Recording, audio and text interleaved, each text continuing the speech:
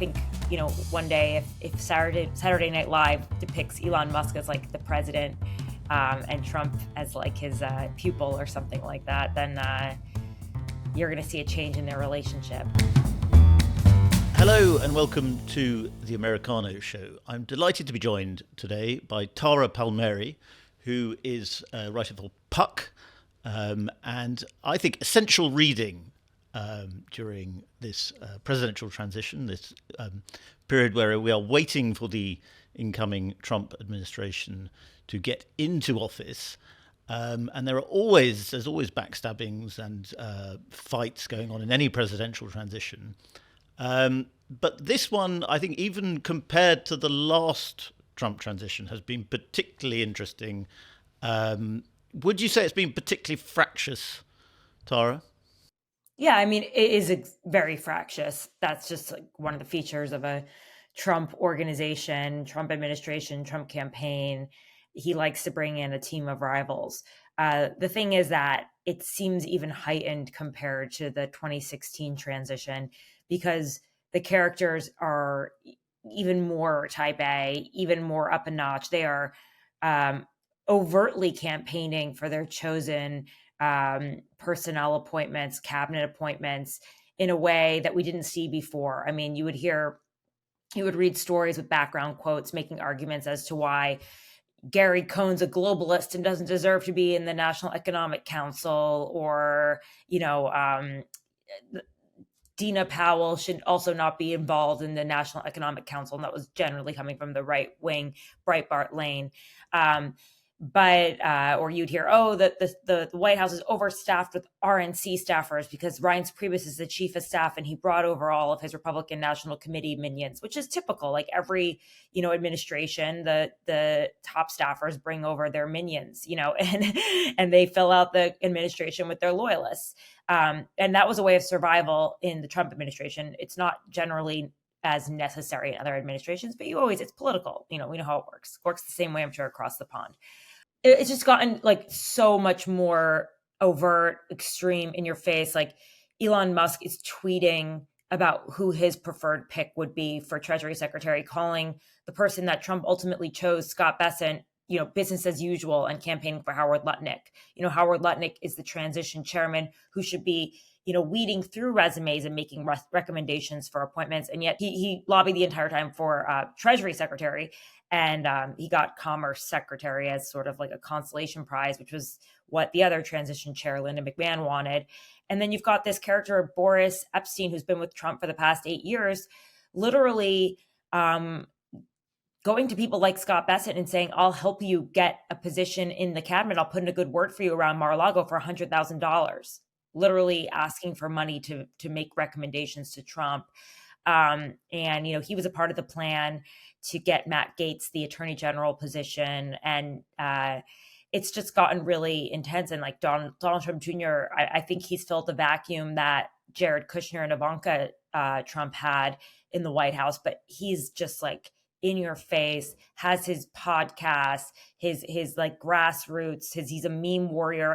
And they're all sort of fighting these wars for who should fill out the cabinet in the public rather than in like a private sphere. But by the way, privately, it's gotten so intense that like the Washington Post reported that Howard Lutnick and Boris Epshteyn literally got in a shoving match at Mar-a-Lago, and that there's like screaming on the patio. So as much aggression as you're seeing in public, you're seeing in private, it's even more intense. So it's kind of fascinating to see it all play out like this. And Trump enjoys watching people fight for his attention. And he ultimately didn't take Elon Musk's recommendation for Treasury Secretary, even though Elon Musk gave him $120 million to work on a ground game. But I think that was Trump's way of saying like having you around, appreciate your contribution, your opinions, but I'm the president. And I think, one day if Saturday Night Live depicts Elon Musk as like the president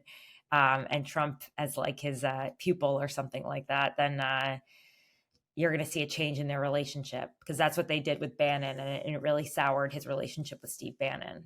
Let's talk a bit more about Boris Epshteyn, because we should say he's denied these allegations, hasn't he? But the the report is that Trump's legal team, did an investigation into people's consulting commitments, and they discovered this evidence, and they concluded that his relationship with Trump should be terminated. But what I'm picking up, I mean, among the sort of MAGA loyalists, they're very angry about this story breaking, and that they're blaming Susie Wiles because it seemed to come initially through John Solomon, who writes a Just the News website. And so now they see Susie Wiles, who in your most recent report, forgive me if you've done another, but the most recent I've read, you described as kind of emerging strangely victorious from this. But now, so the loyalists are gunning for Susie Wiles now. Oh, yeah. And I'm not surprised. Like, it's almost an impossible job that she has as chief of staff. Like, your role as chief of staff in an administration is essentially to be a gatekeeper of the information flow that comes into the president so that he can make the best decision that he can make, right? Trump doesn't want a gatekeeper. Trump likes the colorful characters all around him, and Trump enjoys the chaos. So Susie Wiles was not in the part of the cabin of the plane where they decided that they were going to nominate Attorney General Matt Gaetz to Attorney General. And this is a decision that she had to deal with for weeks after. You know, they had to do an entire campaign, go on Capitol Hill, take the temperature of senators. It sucked up tons of news cycles, right?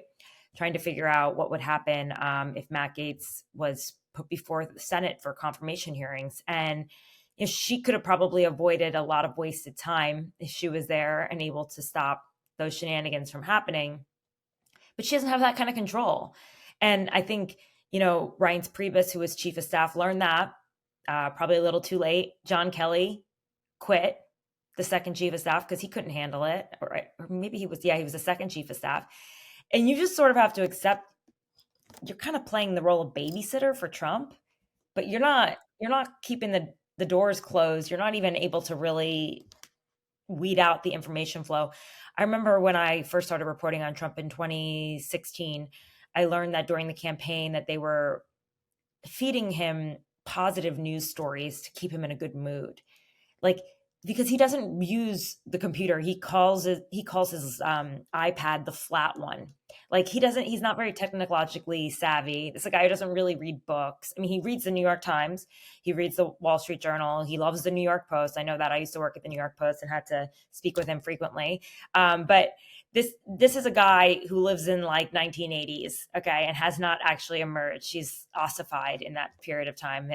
Those were his golden years.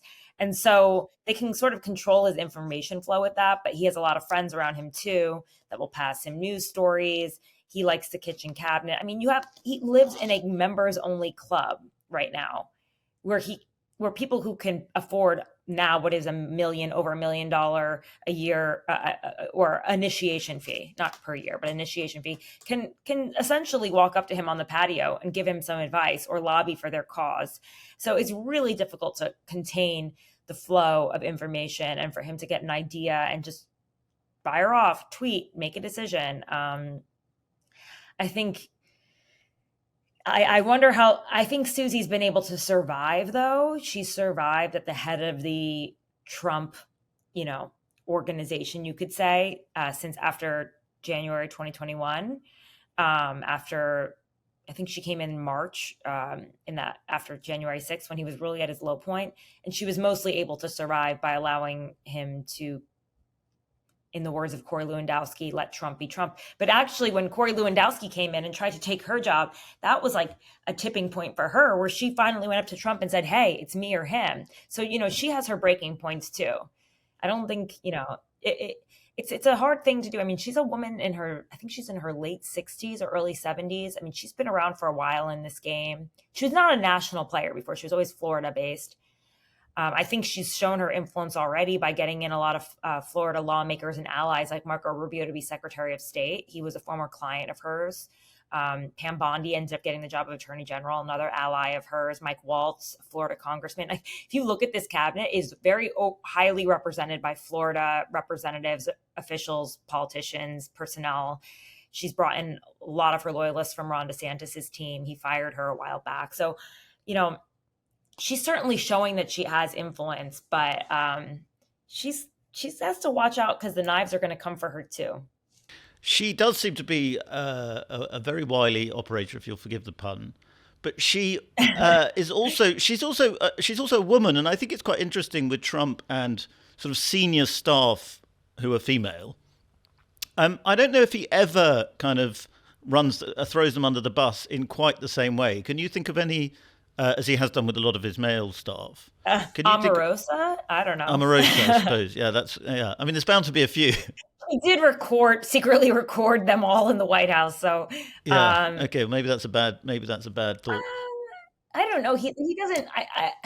That's a good question. I mean, has there been a senior female staffer that he's really thrown under the bus? I mean, Kellyanne Conway has stayed around this entire time. He's had his hot and cold periods with her, specifically like when people write books and it's not always a flattering portrait.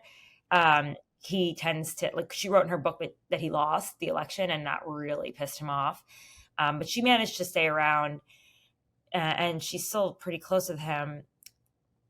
It's a good question about whether women get tossed aside. I mean, he hates Elaine Chao. She left the administration after January 6th. He doesn't it's not like he's like, oh, for women, I will hold my tongue. You know what I mean? I'll bite my tongue and be polite because they're women and I need to be genteel. No, he's like, he just called Maggie Haberman Maggot Haberman. Yeah. Like, Yeah. he's not, he certainly has no, he doesn't have like a certain respect for the other sex. I just think women probably, and this is a generalization, but like sometimes they're better at playing the long game, the politics, and their egos are less wrapped up in every single machination in the same way. Like the men that are around Donald Trump are bombastic, a lot of them, very gregarious. They are type A. They see a lot of themselves in Trump. Interestingly, a lot of them are sober too. And Trump is sober, which I think is kind of interesting that there's a lot of them that they just don't drink. And I don't know if it's because they do it because he doesn't drink.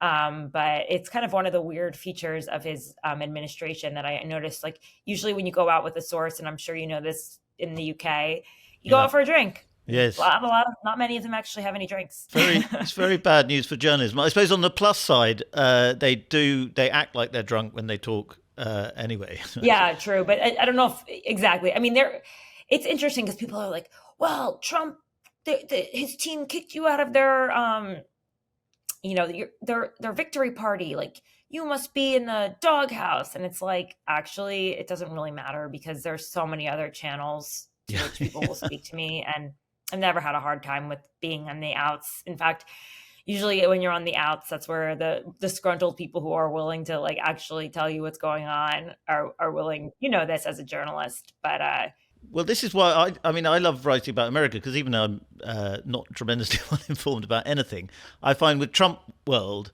it's so on its face. You can sort of see what's going on.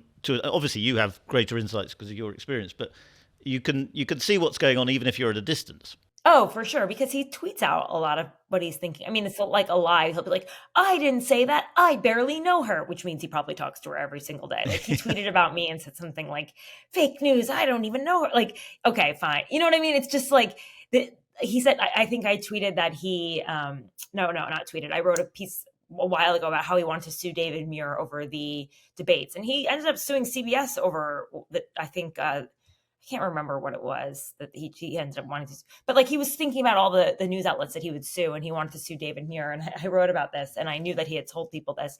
And he's like, Tara Palmeri, fake news. I don't even know her, but I should sue him. What do you think? Like something along those lines. And it's like he's using the attacks to channel what he really wants to do. You could almost take everything that Trump says as like really coded for like a denial is usually an admission. And it's just, it's kind of like you start to understand his language after a while. And do you think, with Boris Epshteyn, the sort of the on dit from Trump people seems to be he will be put on the bench for a while, but he's too close to the family to be sort of frozen out permanently. How close to the family is he? Yeah, he is. I mean, close to the family. I don't know if that's where I would put him. I think I think Melania likes him, but Melania say hasn't gone very far. She wanted Doug Burgum to be his running mate. He didn't pick him. He wanted Rick Grenell to be the Secretary of State. He didn't pick Rick Grenell. So I think Melania likes Boris. Boris was there for Trump after January 6th. A lot of the people that were with Trump after January 6th have a certain carte blanche like around there, and he remembers that because that was his exile, his darkest hours. And Boris was there, and he's been working on his legal fights. And that's been like something that has really dogged him for a long time, when a lot of other lawyers didn't want to go anywhere near it. So I think ultimately, like, yes, Boris has been benched. I'm sure Boris will come back. If there's one feature of the Trump administration that I've learned, is you can somehow always get back in. Someone who's been there to, like, I guess, foster reconciliation, you could say, has been Donald Trump Jr. He has a way of vouching for people, setting up sort of, I guess you could say, opportunities to mend the fences. So, for example, J.D. Vance called his father America's Hitler, said many terrible things about him, but somehow J.D. Vance needed Trump's endorsement in the Ohio Senate primary a few years ago. Just a few years ago. It's crazy to think about that, 2022. And it was Donald Trump Jr. who vouched for JD and got, a meeting with JD and Trump ultimately blessed him because JD was behind. He was in third in the race for Senate. Think of that. He would have never been the senator of Ohio if not for Trump. And that was because of Donald Trump Jr. Tucker Carlson said he deeply loathes Trump in those Dominion text messages that came out during the lawsuit and, during discovery, how much he hated Trump. There was a problem there in their relationship. Donald Trump Jr. set it up. Cliff Sims, who's running personnel in the transition, not as well known, but he was the deputy director of national intelligence. And before that, he was a comm staffer, like, I don't know, maybe not even deputy communications director, like something a little bit lower than that. But he wrote a book when he left called The Team of Vipers, about the kind of nastiness, the factious relationships between the staffers, all of it, the silos, the infighting. And Trump didn't read the book, but he assumed that it was a bad portrayal of him in his White House, sued Cliff Sims. Sims sued back. So you would think these people would never speak again, right? Sims ends up back in the White House or in the administration as deputy DNI, a higher role than ever before, 2 years later. And now he's running point on the transition and personnel. And this is because of a reconciliation set up by Donald Trump Jr. So Donald Trump Jr. has a lot of weight. And I do think that he is often able to get people back. And if there's one thing Donald Trump Jr. obviously understands about his father, is that he loves a convert, like more than he does someone who already loves him. Now, the problem with Boris is he's not really a convert. And Trump, if there's one thing Trump hates, is people making money off of him. But the truth is they all have clients on the side who Trump endorsed, a lot of them. And that has made them money. I mean, if you're Susie Wiles, I don't know if Susie has clients this time around, but I think she had clients in 2022, like Blake Masters. And if Trump is going to endorse you, Blake lost, but that's a huge, that's worth a lot of money. And that makes you much more desirable as a candidate. I mean, as a consultant. So I just don't think it can be as overt as pay me and I will get you a meeting. I will get you a meeting with Trump where you can make your pitch to be Treasury Secretary, which is what he did. He asked Scott Bessent for $100,000. Like, that's crazy. Yeah. Well, I suppose that does suggest, though, that Trump is often called thin-skinned and vindictive and so on, and I'm sure there is truth in that. But he doesn't care. That's the other thing. That's the more fundamental thing. Or perhaps even there's a forgiving streak in him. I think he cares in the time at the moment, but I think he likes to see people grovel. that's I'm sure that's true. But it goes. Susie Wiles has a consultancy firm which there's already been reporting on this. Well, she's a partner at Mercury, which is Mercury. now one of the most influential. If it was very influential before, but she's a partner at Mercury. I think Mercury probably has an office in the UK too. They're global at this point. And so people are going to say she's, Mercury has China on the list and Qatar and things like that, and that will be thrown at her. Pam Bondi was a foreign agent for Qatar at one point. Isn't that crazy? Would you ever be able to do that and then be in the British government? Almost certainly. You'd probably be foreign secretary. Yeah. Yeah. Actually, not Qatar. It has to be the UAE. Oh, man. The UAE. Our politics is a whole different type of corrupt. But so we seem to be moving now away from the personnel phase and towards the sort of policy phase, because the personnel is not complete, but it's the big jobs are mostly picked.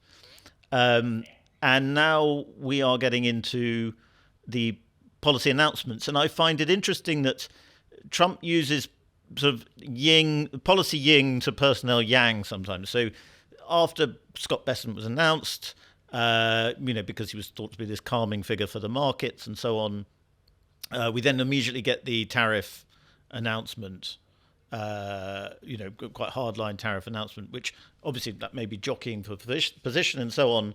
But do you think there is an element of that he sees who's disappointed by an appointment and tries to please them with a policy? I don't know. I don't think Trump's that strategic or gives a shit about anyone except himself. Right. I don't know.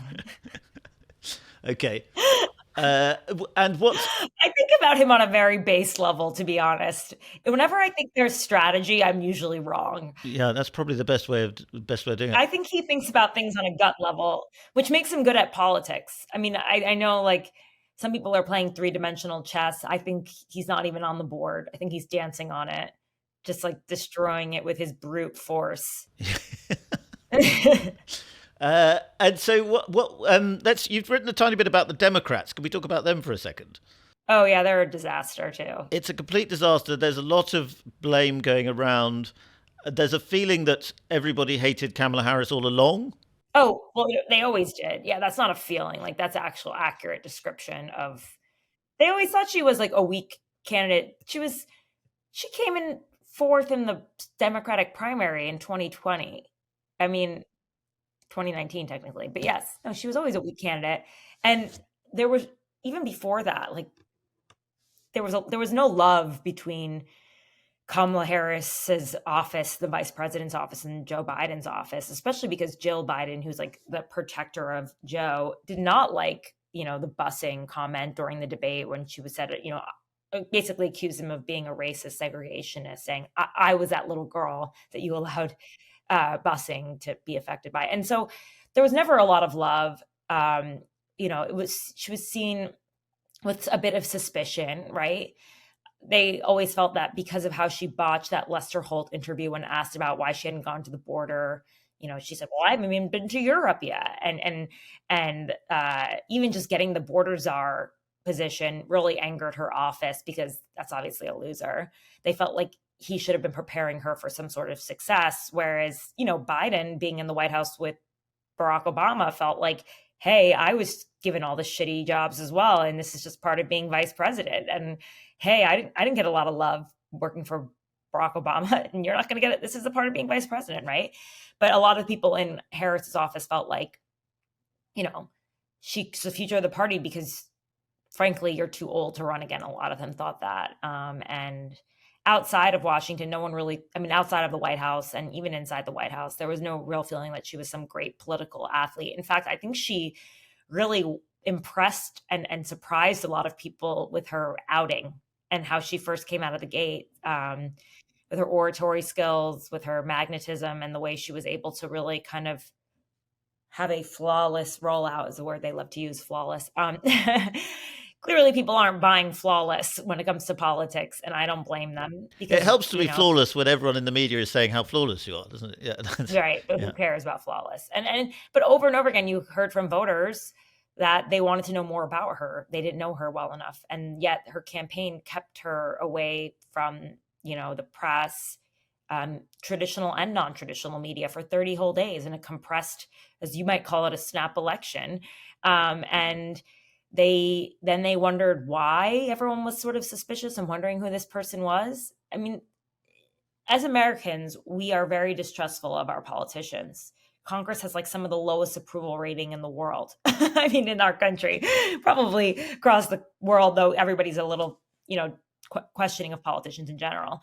And so to have like, I don't know, what does Trump teach us? A flawless politician means nothing. He ran campaigns, shambolic campaigns, speaking out of both sides of his mouth, not making any sense, often gibberish about boats with electric boats and sharks. And I could keep going about the madness that came out of his mouth.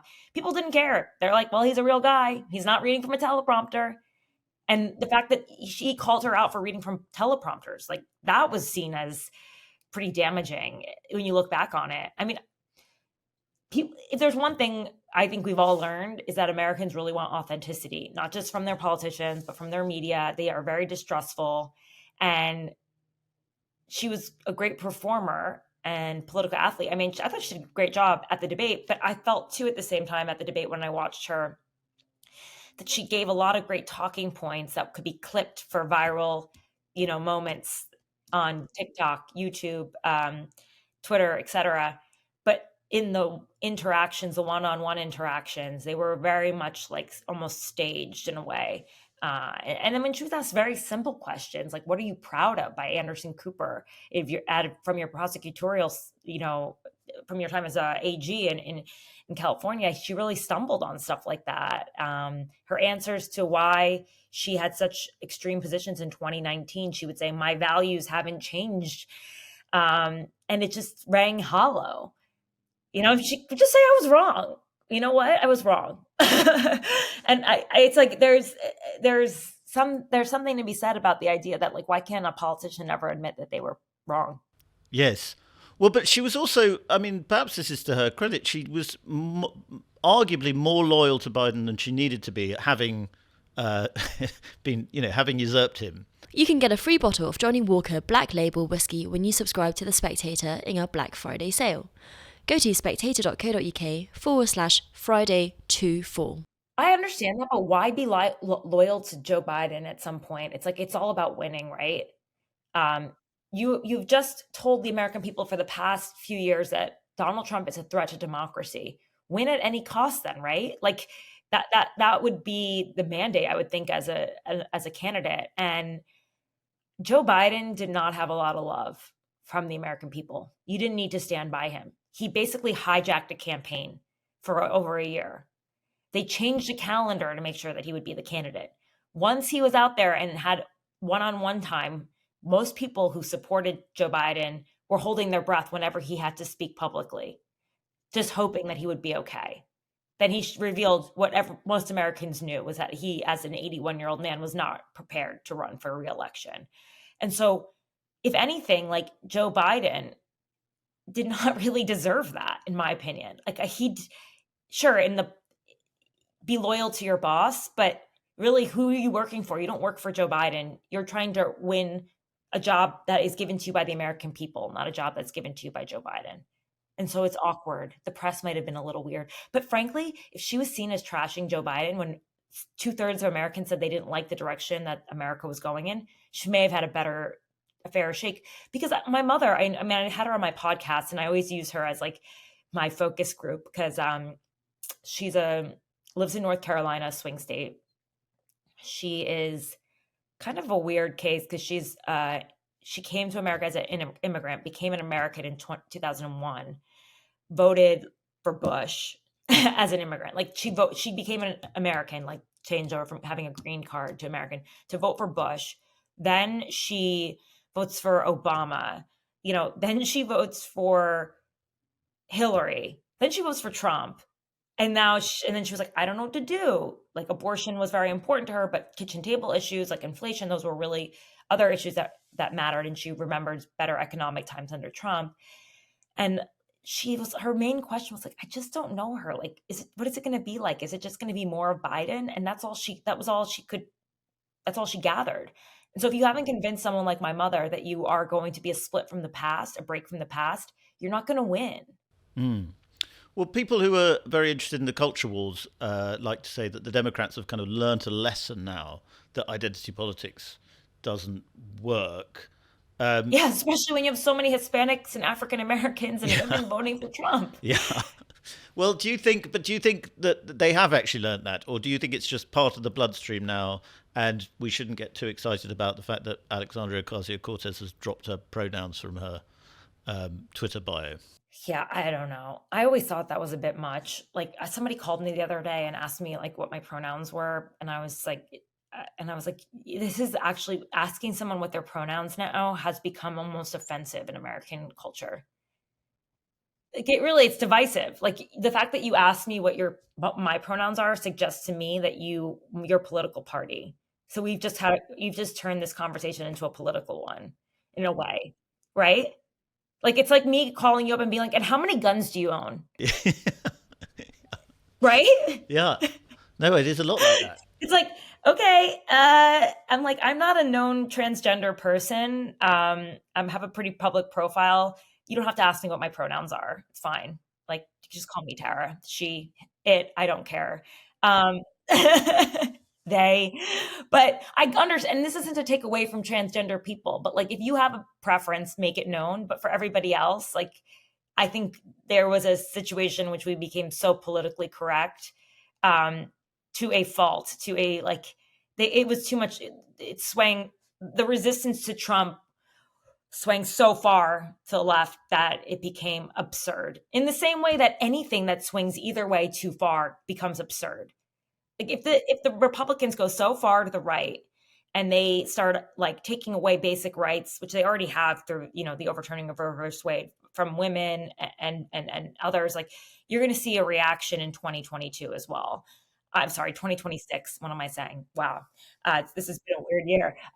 But yeah, you're going to see the pendulum swing back and forth. Like if there's one facet of our country, it's like we constantly go back and forth, especially when one party runs away with election, like with wins, and thinks that that's a mandate to go even further to the right or to the left. The question then is where is the middle ground on immigration, given that we think Trump is going to make immigration such an important part of his first 100 days. He wants to, as I understand it, the incoming administration wants to trigger a kind of left liberal anguish about what they're doing because they're so confident that they have the majority now on immigration because America is moving in that direction on immigration. Do you think there would be a backlash over a very, very fierce immigration policy, even if it's just sound and fury rather than actual policy? I think right now they're beating the drum right now to make it seem like there's some huge like mass deportation that's going to happen, like you would see in a movie where like people are being rounded up and put in prisons, and they're just mass disruption just to create the impression like something big is coming. We're going to execute on our promise, right? And maybe they will, or they'll attempt to. But if there's one thing I've learned from the Trump administration, they are very sloppy in their execution of policies, and they often have to roll them back, either because the courts challenge them or because they just mess up. Like, remember the Muslim ban on like day one when they basically stopped air traffic? People were locked up in like various places around the country. It was a mess. And other people always get swept up in this. Innocent people get swept up in mass deportations. You're going to see, stories on the news of children being separated from their parents, orphaned. I mean, there's still a ton of children from the first round of child separation that are just completely lost and have not been able to reconcile with their parents. And I think like ultimately there'll be a sense that the administration is not doing it in a humane or responsible way because they've never really been that great at execution. Now, will there be chaos? Will there be victims of this? Yeah, I do think so. But I think it could backfire too. Because like if there was one thing that the American people showed Trump was that they felt like he didn't do a good job of handling COVID, right? And they didn't vote for him the next time. He's not great at like actual execution. He's great at politicking. He's great at policy, like coming up with catchy policy terms and selling you on policy. That's why when he's hiring someone for a cabinet posting, he's thinking about how you look on TV and how you can sell that policy, right? That's what matters, marketing and branding. But the actual execution of things, has Trump ever been really that good at that? Well, that's what I was going to ask you about that, because that's, something you hear a lot, is that he just thinks about it in terms of TV casting. Central casting is one of his favorite phrases.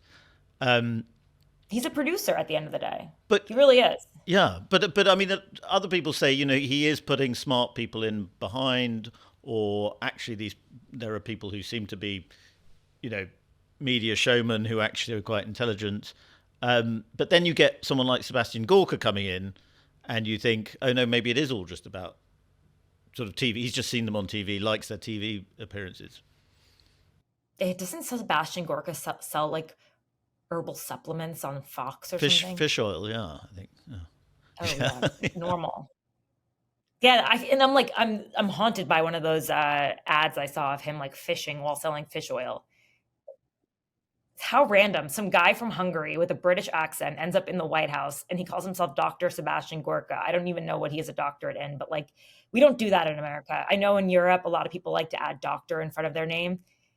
We don't really do that. I mean, I know Jill Biden did that, and she was kind of mocked. Well, we once got in trouble at Spectator because we did a piece. We said, if Jill Biden can be a doctor, so can Sebastian Gorka.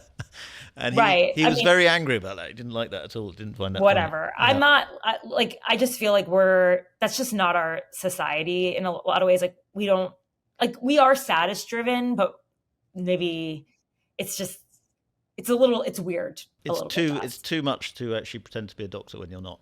Yeah. Yeah. It's like being like, I'm Tara Palmeri Esquire because I have a law degree. Like, it's just not, we don't do that. It's a little weird. But yes, Trump is like, Trump probably just likes the way he sounds and way he looks and how he presents himself. He sounds intelligent, right? At the very least, like, Americans are easily swayed by a British accent. They think you're 20% smarter than you are. And take that as a compliment. You seem intelligent yourself though, but this is like so Trump probably just likes the way he looks. He's on TV all the time. How much influence is he going to have? I mean, as much as he can get away with. I remember when I was reporting on Trump in 2018, H.R. McMaster, the national security advisor, the second one, he managed to convince Trump to sign off on selling Ukraine anti-tank missiles by like slipping him a document and just saying, oh, sign here. Okay. And Trump signed there. And I had gotten this from sources, whatever. And that was a big deal because Obama would never sell anti-tank missiles to Ukraine. And it was definitely a provocation. And Trump was trying to play cozy with Putin and, you're selling anti-tank missiles to the country, to Ukraine. But that was something that H.R. McMaster was able to do just by way of like not drawing attention to what he was doing and just kind of like, well, just do this, sign here. So if Sebastian Gorka is able to sort of sell an idea to Trump in which he doesn't read it and he signs off on it, sure, he can have some say. Does Sebastian Gorka have a good relationship with Susie Wiles? That matters. But like I said, the Oval Office is a revolving door. She can't close that door, So yeah, he has influence. He could have incredible influence, but you got to play the politics inside the house too. And the other thing about Sebastian is he's been with him for the past 8 years. I think everyone who's a new person has less influence than someone who's been around for a while. But like, look at Elon Musk, who's been outwardly campaigning for Rick Scott for Senate Majority Leader. He lost that race. Trump wouldn't put his finger on the scale. If Trump said everyone vote for Rick Scott would be the Senate Majority Leader. He said, no, let the Senate deal with it. Elon Musk campaigns for Howard Lutnick for Treasury Secretary. He lost that one. So sometimes Trump likes to put people in their place too and show them who's really boss. But I think if you're savvy enough about it and not as ham-fisted as, say, someone like Elon Musk, you might be able to win a little bit. But like eventually Trump got really tired of Steve Bannon trying to tell him what to do. And he didn't like the memes that showed Bannon as the boss, and him as a puppet and Bannon as the puppet master. Well, I suppose that comes back to what you were saying at the beginning, which is that in 2016, it was the Republican Party versus the kind of anti-globalist MAGA people.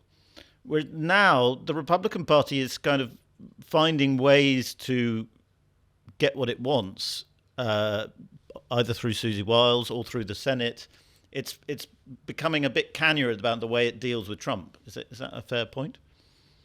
Yeah, I think so. I mean, it's just grown to understand him. Also, a lot of the dissidents to him are gone. Liz Cheney's gone. Adam Kinzinger's gone. Mitt Romney, I think he's out of, or is he still there? I can't remember if he ran for re-election. I think he's gone. Yeah. So, Jeff Flake, I mean, I could keep going. It's very clear that if you try to resist Trump in any way, he will help a primary challenger take you out, which is really quite an easy thing in America, because the people who vote in our primaries are usually like rabid on the left or the right. And Trump owns those people, the grassroots, in that sense. So no point in resisting him. The only way to do it is to work around him, essentially. Try to talk to him, get through his allies. I don't know. Present him with the worst case scenario. Try to get the adult in the room, whoever that is. It's going to be interesting, because I think like look at Mitch McConnell. I mean, he completely capitulated to Trump. Yes. Well, he had to. And there was that biography of him that came out this year, McKay Coppins, I think it is. Yeah. And Romney really, really hates Trump and sees his mission in life is to try and stop him. Yeah. A lot of them hate Trump, like on a visceral level. Because privately. He destroyed what was their party in their eyes. Yeah. And he's not of their ilk. These are gentlemen. You go into the Senate, it's a gentleman's club. You know, they don't act like Trump is like a rowdy House member. He's like a member of the House Freedom Caucus. Those people embarrass Senate leaders that they even have to like share a bathroom. Although I'm not sure they even have to, because the chambers are so separate. But still, like there's a feeling that Trump is not like them, and they're statesmen. He doesn't act like a statesman. A lot of these senators believe they should be president, you know? You talking about gentlemen has made me think of Matt Gaetz, weirdly. He's in the Congress. He was in Congress. He's a House, House. But he'll be back in Congress now. Is that what he announced? He's going back in? Well, that's the theory, isn't it? Your theory in your piece is that he might be governor of Florida. Oh yeah, well he does really well. He does really well in the polls in Florida. He's very popular there. Florida's a weird place, though. I mean, we used to say this when I worked at the New York Post. Like, you could get away with murder in Florida. The juries are weird. Casey Anthony, case in point. I mean, like, there's so many. Like, Florida's just a weird place. They are so MAGA. He's so close to Trump. He speaks their language. Kevin McCarthy used his leftover funds, millions of dollars, to try to take out Matt Gaetz in a primary in Florida. And you would think a guy who's on investigation for sex trafficking and minor he denies that obviously, but would be very vulnerable to a primary. No, Matt shut it down by more than 20 points. So, and in all the polling, Matt Gaetz is very high up there among potential candidates for governor, including Casey DeSantis, who's maybe a little bit more popular than him. Matt Gaetz is up there, Byron Donalds. So I don't think Matt's political career in Florida is over at all. Now, do I think he's going back into Congress? I'm not sure. I think ultimately at the end of the day, he really likes being on television. And I think he would be happy to have a TV job. I just don't think those doors are open for him anymore ever since those allegations and the investigation came out, especially in Fox. But he's on Newsmax all the time. So maybe he gets his own show on Newsmax. Or OANN or one of these other shows, One American News Network. He could do that. But I think ultimately he would probably use it as a platform to go back into politics in Florida.